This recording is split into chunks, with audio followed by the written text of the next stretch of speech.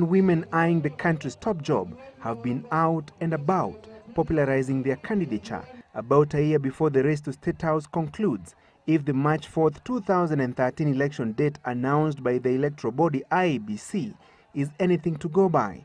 However, while both the Elections Act of 2011 and the Constitution require presidential contenders to name their running mates, none of the men and women seeking to take over from President Kibaki have so far disclosed their preferred partners in the search for the presidency. But why? The reason you see not a single person, even those scoring 40–50%, announcing their running mates, because it's a big trap by the Kenyan people. What is your focus? And the moment you appoint him, you can't change him even for the second round. You can't change him at all. Each political party keen on fielding a presidential candidate must, according to the Elections Act of 2011, nominate its flag bearer in the race to State House as well as the running mate at least 45 days before the election date. And to be nominated as a presidential candidate or running mate, one must have been a member of a political party for at least 3 months before the date of nomination. This requirement is meant to deal with politicians' mischief of hopping from one political party to another. And in fact, the moment you nominate him as your running mate, that is, your party nominates a running mate, whether it is, whether it be a man or a woman, you are stuck with him for the remainder of the term of your presidency. In fact, if, God forbid, God takes you away, as he's entitled to at some point before you finish your term, the country does not engage in a by-election revolution. The running mate, who will then now at that point become the deputy president, will take over for the remaining term.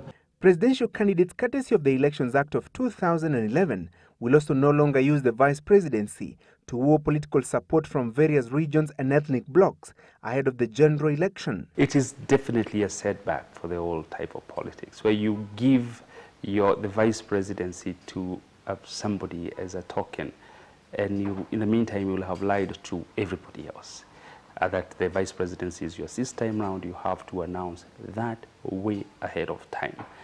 And the problem with that is that then you're locked in a situation that you are not able to get out of. The Elections Act of 2011, as well as the Constitution, makes it almost impossible for the presidential candidates to change their running mates once they have been named and the pair submitted to the electoral body. The only circumstances that could trigger the change of running mates include death, if the running mate resigns, physical and mental incapacity of the nominee, or if the running mate grossly violates the law or has integrity issues. In my view, although the Political Parties Act disallows the dropping of a deputy president, a running mate, if you do creative political engineering through alliance formation, the coalition making, then it is possible for you to play around with that come the runoff. That would probably be the subject matter of judicial interpretation in this sense, in the sense of, is the runoff a fresh election or is it part of the same election? So that I think would be, because if it is part of the same election, then of course the answer would be that you know, it would be subject to the same as if that happened just before the first round. Before any of the presidential contenders settles on a running mate, what factors will they have to consider? One, value proposition. What are you bringing to my campaign? What are the numbers? That's going to be the bottom line thing. Now, once that is locked, number two, the issue of generational succession. How old are you? Because if you are having a presidential candidate who is 70 years old, which is what Raila will be or thereabout, he cannot choose a running mate who is as old as he is. He has to look for someone much, much younger. That's an important consideration. That's why Musalia Mudavadi was a very good guy for him. 3, ethnicity.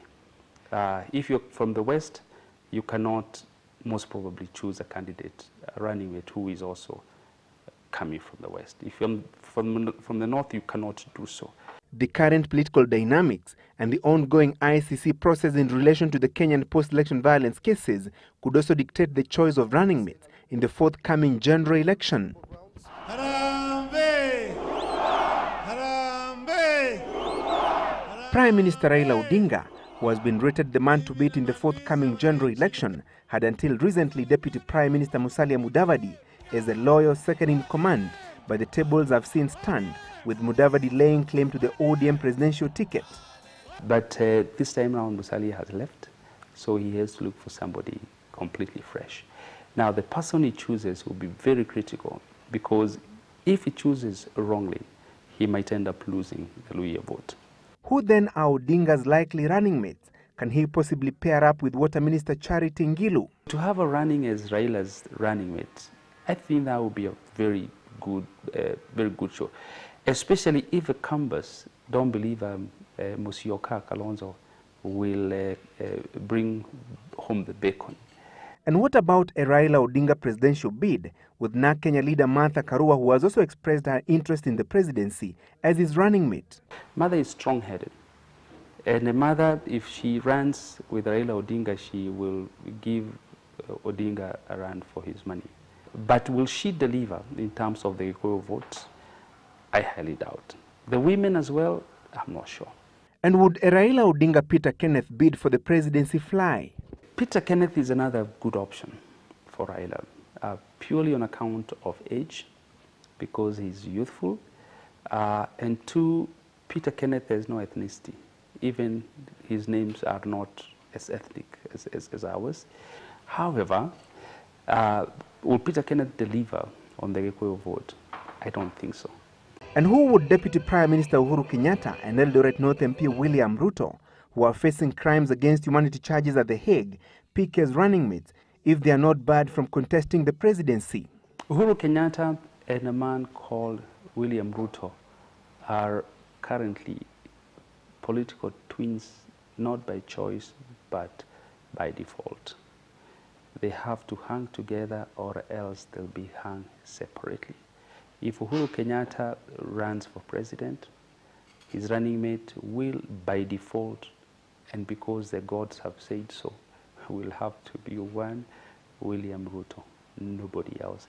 I do not see him going for Eugene or Malua. I don't see him going for anybody else. It just has to be William Ruto. Then there is the Musalia Mudavadi factor, if he keeps his presidential bid on course. If Musalia Mudavadi has the support of Uhuru Kenyatta and William Ruto, should the two be disallowed, in my own thinking, whoever becomes the running mate for Musalia Mudavadi is irrelevant.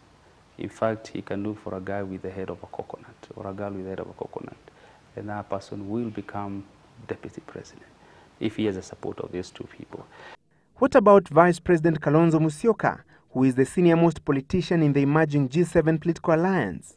For Kalonzo Musyoka, the running mate must be a guy who has votes, because Kalonzo doesn't have any particular bankable votes on the ground. So he has to look for a guy who has sufficient oomph. And for him, digging that out will be the biggest headache. For now, the presidential hopefuls have an opportunity to do their political arithmetic before they make known their choices for running mates. But no doubt, whoever any of the presidential aspirants pick as their running mates have the potential to ease or derail their grand march to State House. Francis Gachuri for the Kibaki Succession Series.